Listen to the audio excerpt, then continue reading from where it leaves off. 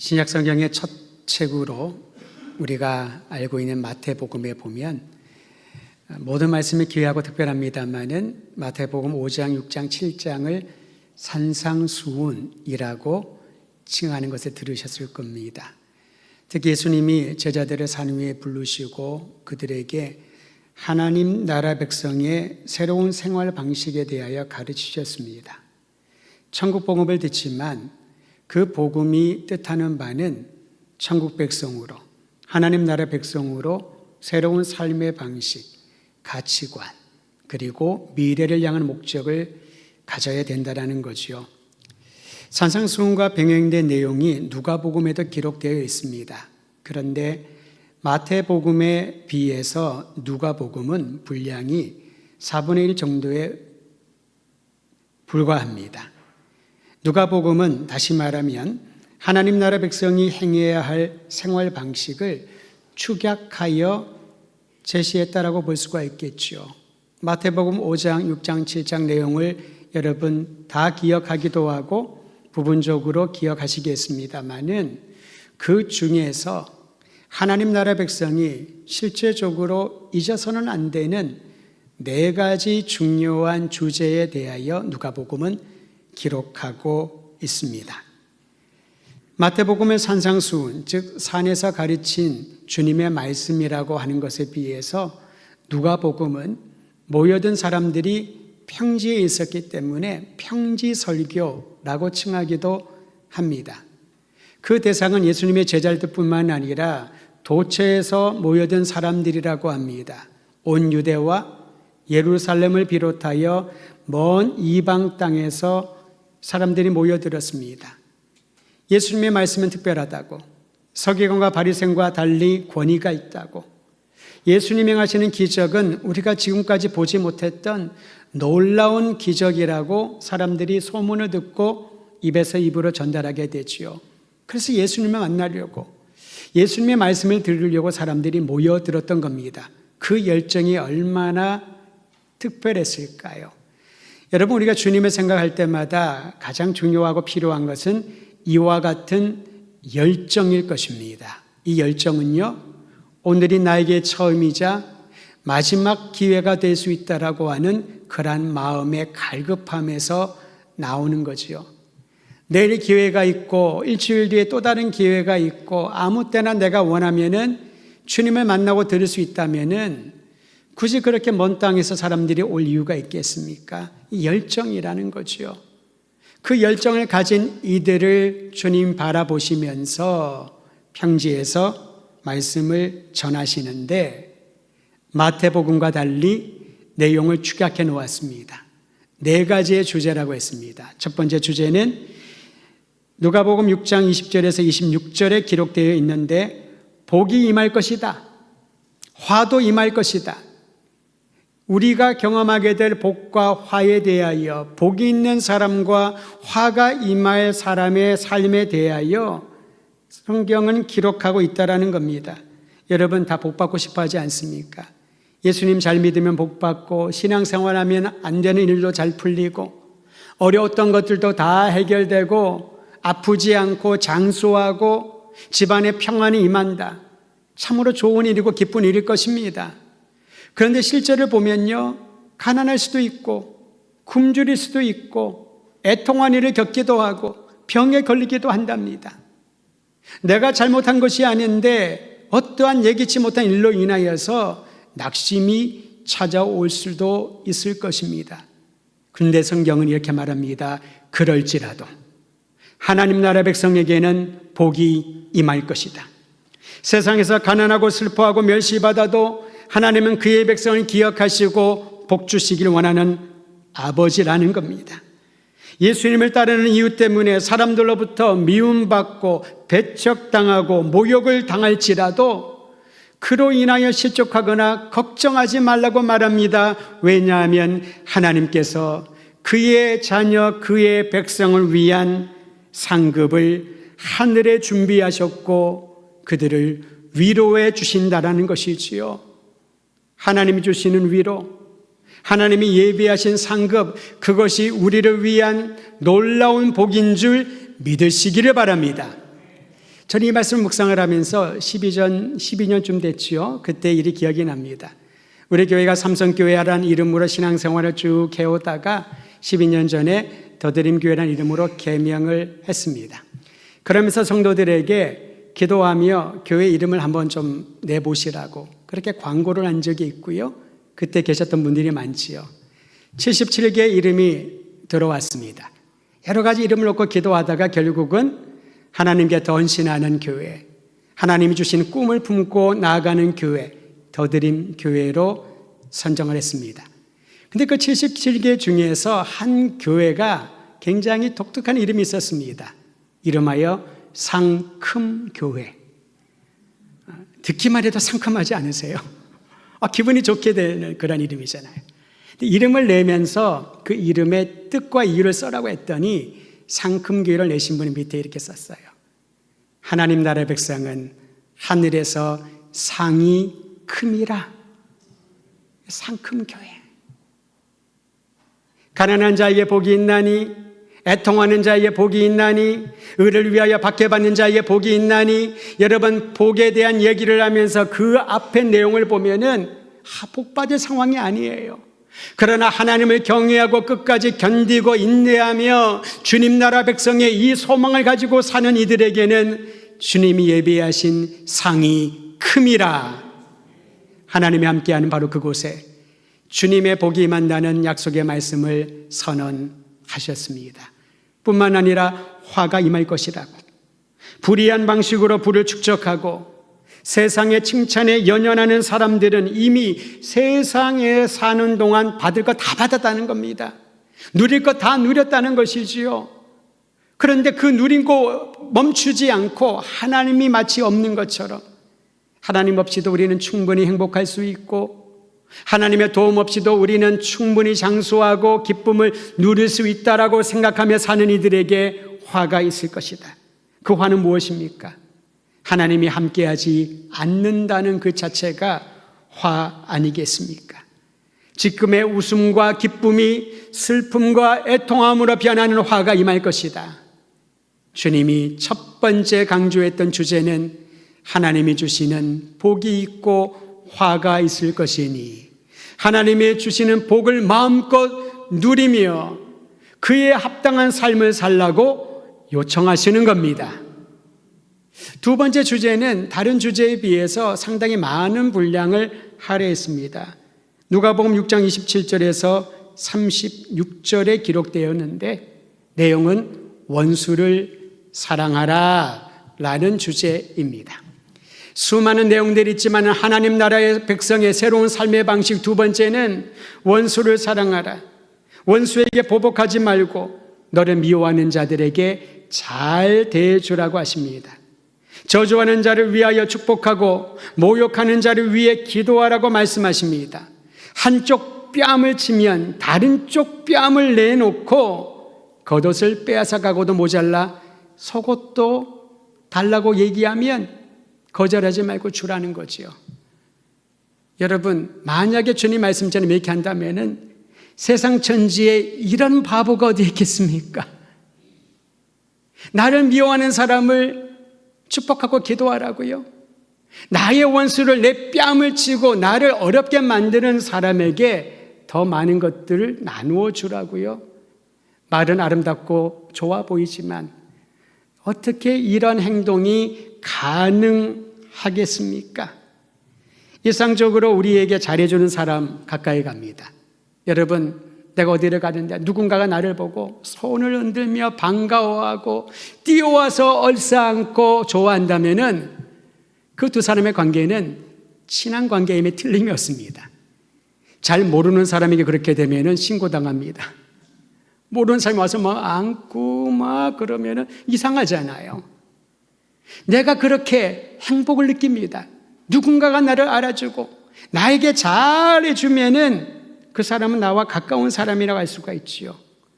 반대로 나를 해코지하고 나에 대하여 뒷담화와 비방을 일삼는 사람을 상종하지 않는 것, 이게 우리의 일상적인 생활 아니겠습니까? 그렇다고 누가 그 사람을 탓하겠습니까? 당연하지요. 나를 잘해주는 사람, 나에게 선대하는 사람, 그 사람에게 좋은 감정을 가지고 나를 적대시하는 사람, 그 사람에 대하여 나 역시 불편함과 거리감을 두는 것, 이건 너무나도 당연한 일입니다. 근데 예수님이 말씀하십니다. 하나님 나라의 백성이라면 새로운 삶의 방식을 살아라. 그게 바로 원수를 사랑하라는 거죠. 예수님은 왜 이처럼 어리석어 보이는 행동을 명하셨을까요? 성경은 그 이유를 설명해 줍니다. 하나님께서는 은혜를 모르는 자나 악한 자들도 다 사랑하시기 때문에, 우리의 이성과 우리의 경험으로는 이해할 수가 없습니다. 만일 내가 나를 사랑하고 좋아하는 사람에게만 친절하게 대하면 그 칭찬받을 일이 아니라는 거죠. 왜 그렇습니까? 악인들도, 신앙이 없는 사람도 다 그렇게 한다는 거지요. 신앙을 안 가져도, 예수님을 구주로 영접 안 하더라도 나는 나에게 잘해주는 사람에게 친절을 베푼다는 겁니다. 그러나 예수님을 구주로 영접한 사람은 그 반대의 대상들까지도 동일한 사랑으로 대해주라는 것입니다. 예수님이 이처럼 원수를 품고 사랑해야 하는 분명한 이유를 말씀하셨습니다. 누가복음 6장 36절, 제가 먼저 말하면 여러분 따라하시면 되겠습니다. 너희 아버지의 자비로우심과 같이 너희도 자비로운 자가 되라. 한 번 더 합니다. 너희 아버지의 자비로우심 같이 너희도 자비로운 자가 되라. 아버지 하나님의 자비로운 성품을 닮아가라고 우리에게 이 말씀을 들려주시고 실천하라는 것이지요. 나의 노력과 나의 애씀을 한다면 불가능해 보입니다. 이건 불가능합니다. 나의 원수 같은 이들을 씹고 저주하지 않은 것만 해도 다행이지, 어떻게 그를 사랑하라고, 어떻게 그를 용납하라고. 그러나 이를 통하여 아버지 하나님의 자비로운 성품이 자녀된 우리에게도 스며들게 하기 위하여 주님은 명령하셨던 것이지요. 그리고 원수에게조차 자비를 베푸는 사람을 하나님께서는 결코 잊지 않으시고 위로와 보상을 더해 주신다고 약속하고 있습니다. 사람이 주는 위로 좋지요. 누군가가 나에게 보상해 준다면 감사하지요. 그러나 오늘 성경은 이렇게 약속하십니다. 우리의 아버지 하나님께서 아들과 딸 된 우리 모두를 위로하시고 친히 보상해 주신다고. 나중이 아닙니다. 바로 지금 이 시간 주님의 말씀을 듣고 그 말씀을 따라 행하는 이들에게 아버지께서 보상해 주시고 위로해 주십니다. 혹여나 신앙생활하며 또는 지금까지 인생의 여정을 걸어오며 마음에 어떤 일로 인하여, 어떤 사람으로 인하여 깊은 상처가 있다면 지금 이 시간 우리 가운데 함께 하시고 한 사람 한 사람의 마음을 살피시며 어루만지시고 보상해 주시는 우리 주님의 능력을 덧입기를 주의 이름으로 축원드립니다.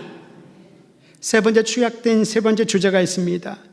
37절 38절에 기록하기를 비판하지 말고 용서하고 나누어 주라. 여러분, 남에 대한 비판과 비판은 거기에 그치지 않습니다. 그 사람에 대한 정죄로 나아가지요. 야, 그 사람 정말 그러면 안 돼. 지적하고 비판하고 판단을 자주 하지 않습니까? 거기에 멈추지 않는다니까요. 그러한 사람 이 사회에서 제거해야 돼. 그건 인간이 아니야. 정죄하기 시작을 합니다. 그리고 그 정죄를 더 타당화시키기 위해서 혼자 말하지 않습니다. 자신과 비슷한 의견이나 또는 자신의 의견을 주입시킨 누군가는 모아 그룹을 만듭니다. 이게 내 생각이 아니라고, 우리 모두의 생각이라고 공동체가 분열되겠지요. 작은 비판과 비방이 정죄로 이어지며 그 한 사람 또 다른 사람에 대한 정죄는 주님이 피값으로 사신 거룩한 공동체를 사분오열, 분열시키게 만든다라는 것이지요. 내가 세운 의의 기준과 신념으로 판단하지 말고 오히려 용서하고 나누어 주라라는 겁니다.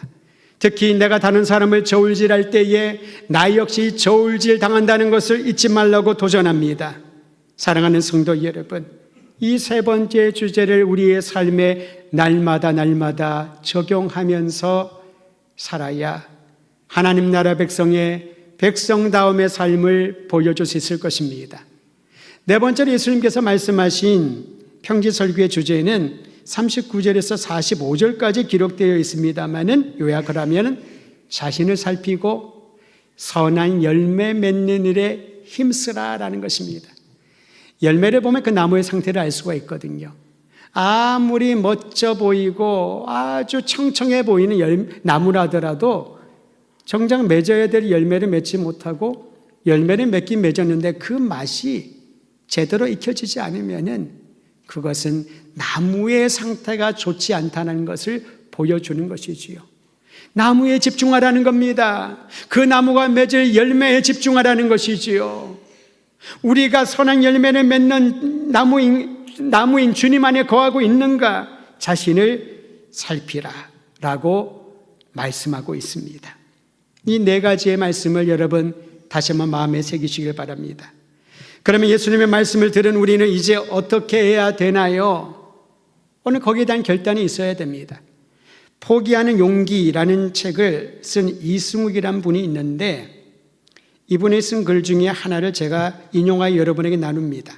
책임이란 내가 무엇을 했는가에 대한 항변이 아니라 내가 무엇을 하지 않았냐에 대한 성찰이다. 주님 우리에게 사명을 주셨다면 책임감 있게 그 사명을 감당해야 되잖아요. 주님 내가 이러한 것들 했습니다. 이 정도면 됐지요. 제가 부족하지만 그래도 최선을 다했습니다. 그것을 말하는 것이 아니라는 겁니다. 내가 마땅히 해야 될 것인데 무엇을 하지 않았나를 성찰하고 살펴보라는 거지요. 하나님이 우리를 구원받는 백성을 삼아주셨는데 우리에게 그리스도 예수를 주님으로 허락해 주셨는데 우리에게 천국 소망이란 어마어마한 선물을 주셨는데 내가 그 말씀을 듣고 행하지 않은 것은 없는가를 살펴보라라는 것입니다. 사실 우리가 예수님의 말씀을 얼마나 많이 들었습니까? 잘 알고 있습니다. 그런데 실천하지 않는 경우가 허다하지요. 그때마다 이렇게 변명합니다. 주님, 다른 것 다 할 수 있지만은 이것만큼은 못하겠습니다. 비판하지 말라. 그것만 좀 빼주세요. 주님이 복을 주신다? 예. 그러나 지금 나에게 눈에 보이는 직접적인 복이 필요합니다. 이 복을 얻기 위하여 조금 거짓하겠습니다. 조금의 불의한 방법 다 하는데요. 우리는 그렇게 말하지 않냐라는 거죠. 모르는 게 아닙니다. 알고 있지만 행하지 않는 것에 대하여 오늘 성경은 우리를 향하여 도전하고 있는 것이지요. 예수님의 말씀을 듣는 것에 그치지 않고 그 말씀대로 살고 있는지를 날마다 성찰하고 결단하라는 것이지요. 그런데 여러분, 결단과 행동이 왜 따르지 않을까요? 진정한 자신의 모습을 모르기 때문이 아닐까 싶습니다. 한번 생각해 보시고 주님 앞에 나를 그 빛에 비추어 살펴보시길 바랍니다. 저를 포함하여 우리 모두가요. 그게 주님 앞에 하는 참회의 기도의 시간이고 주님 앞에 엎드려 기도하는 그 시간 아니겠습니까? 애통합니다. 고통스럽습니다. 살 소망이 없을 정도로 너무나도 피폐한 현실을 하나님 앞에 아뢰면서 그럼에도 불구하고 내가 주님 말씀대로 살지 못한 것은 없는지를 살펴볼 때 다시 일어날 수 있는 용기와 믿음을 가지게 될 것입니다. 예수님 당시 많은 사람들이 주님의 말씀을 듣고 주님 행하는 기적을 보고 매료되었습니다. 그리고 그들이 예수님을 이렇게 불렀습니다. 주여, 주여, 주여라고 부르며 따라다녔습니다. 우린 기도할 때 주여 삼창을 하잖아요. 한국교회 기도회의 전통적인 그러한 모습이기도 합니다. 주여, 주여, 주여. 이거 무엇을 말합니까? 예수님이 나의 주님이십니다. 내 주인이십니다. 내 인생은 예수님께서 기획하시고 이끌어 가십니다. 그게 주여 주여 부르는 건 아닙니까? 예수님을 따르며 많은 사람들이 주여 주여 그렇게 불렀습니다. 심지어 어떤 사람은요, 예수님의 이름으로 기적도 행하고 권능을 행사하기도 했다는 거지요. 그러나 거기까지였습니다. 삶이 변하지 않습니다. 열매를 맺지 못합니다. 오히려 사리사욕을 취하고 불법을 저지르고 질서를 깨뜨리고 매우 미석수간 행동을 마다하지 않고 합니다. 주여 주여 부르며 우리는 경건의 옷을 입을 수가 있습니다. 포장할 수가 있지요. 그러나 그 내면에 주님의 말씀이 내면화되어 나를 주의 사람으로 변화된 열매를 맺지 못한다면 그것은 의미가 없다라는 것을 오늘 말씀은 가르쳐주고 있습니다. 선물 받을 때 여러분 포장이 중요하잖아요. 가끔 어떤 분들이 좀 친드레한 분들이 있어요. 선물 주면서 오다 주셨어. 오다 주기는요, 본인이 고민하면서 분명히 샀을 텐데 표현을 못하는 거지요. 근데 그런 분들 보면은 그럼에도 불구하고 또 포장은 참 이쁜 걸 합니다. 선물은 포장이 중요하거든요. 그런데 아무리 좋은 포장을 했다 하더라도 그 포장을 들었을 때 내용이 받는 사람에게 감동을 주지 못한다면은 오히려 화를 북돋우게 될 것입니다. 나를 어떻게 알고 이런 선물을 했지? 나를 아주 쉽게 보는 것 같은데 내용이 중요합니다. 그리고 포장도 중요하지요. 주여 주여 주의 이름을 부르면서 주님의 제자인 것처럼 우리는 거룩한 모습으로 간절한 심령으로 주님을 바라보지만 그러나 결정적인 순간에 그 내면에 주님에 대한 헌신과 사랑이 없기 때문에 배교하고 배신하고 주님을 몰라라 떠나가 버린다면 그것은 주님의 말씀을 듣고 행하지 않는 것과 같다라는 거죠. 말씀을 듣고 행하는 사람과 말씀을 듣고도 행하지 않는 사람을 집 짓는 것에 비유했습니다. 여러분 집 짓는 경험 있는 분들 몇 분 계셔요? 또 집을 잘 짓는 분들도 계십니다. 우리가 알고 있는 한 선교사님, 홍경환 선교사라고요. 태국에 사역하다가 한국에 왔는데 뭐 하냐고 제가 물어봤더니 집 짓는 거 배우러 다닌대요. 그러면서 혹시 더드림교회 땅이 있어서 집을 지으려면 자기를 부르래요. 좀 생각해 보겠다고 했습니다. 왜 집 짓는 우리 성도들, 경험 있는 분들이 많이 있잖아요. 그런데 이 두 사람이 지은 집을 비유로 얘기를 합니다. 본문은 집 짓는 두 사람의 큰 차이를 알려줍니다. 그 차이는 집 짓는 기술이나 집을 짓는 데 필요한 재료에 있지 않습니다. 재료가 중요하잖아요. 집을 짓는 그 사람의 기술도 굉장히 중요합니다. 공법이 중요하지 않습니까? 근데 그걸로 인한 차이를 말하지 않습니다. 집을 짓는 기초의 차이를 말하고 있습니다. 한 사람은 땅을 깊이 파고 평평한 돌을 얹어 견고한 기초를 만들고 그 기초 위에 집을 지었습니다. 다른 사람은 기초를 파지 않고 맨 땅 위에 흙 위에 그냥 집을 지었습니다. 쉽고 빠르게 그 집에 사람들이 들어가 사는데 아무 지장이 없었습니다. 물론 날이 좋아 바람이나 큰 비가 없을 때 그 안에 사는 사람들은 안전했겠지요. 그런데 장마철에 대해서 많은 비가 내리고 홍수가 나고 급기야 태풍이 몰려오면 상황은 달라집니다. 기초를 깊이 파서 만든 단단한 반석 위에 지은 집은 폭우가 덮쳐도 흔들리지 않지만 끄떡없지만 맨 땅 위에 지은 집은 폭우가 덮치자 순식간에 쓰러져 휩쓸려 버립니다. 이거는 따로 설명하지 않아도 다 알고 있는 이치입니다. 그럼에도 불구하고 기초를 파지 않고 맨 땅에 집을 짓는 사람들이 있다는 거지요. 하나님은 온전히 믿고 그 말씀에 순종해야 하나님 나라 백성으로 살아갈 수 있다라고 알고 있지만, 영적인 원리를 알고 있지만 그 말씀대로 살지 않을 때, 평소에는 괜찮지만 위기가 찾아오면 송두리째 뿌리가 뽑히는 나무처럼 쓰러져 버린다는 거죠. 여러분, 진정한 믿음은 언제 우리가 알 수 있는지 아십니까? 인생의 위기가 찾아오면, 공동체에 큰 위기가 찾아왔을 때 진정한 믿음을 거기서 발견하게 되는 것입니다. 아무 문제 없고 평탄하고 그냥 모두가 행복한 이런 상황 가운데서는 누가 진정한 믿음을 갖고 있는지, 누구의 기초가 든든한지를, 뿌리가 깊은지를 파악할 수 없다라는 거지요. 예수님의 말씀을 듣고 행하지 않는 사람은 맨 땅에 세운 집과 같고, 겉으로 멀쩡해 보여도 환난과 위기가 닥치면 순식간에 주저앉아 버릴 것입니다. 반면에 예수님의 말씀을 듣고 행하는 사람은 든든한 기초 위에 집을 세우는 것과 같습니다. 어떤 환난과 위기가 닥쳐도 요동하지 않을 것입니다.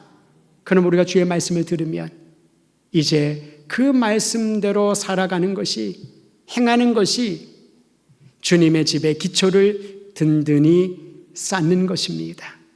사랑하는 더드림교회 성도 여러분, 주님의 부르심을 받아 교회로 모여있는 거룩한 백성들이여, 생명의 구주이신 예수님의 말씀을 들었다면 주님이 말씀하신 대로 우리의 삶을 살피며 주의 말씀대로 하나씩 행하며 나가야 할 것입니다.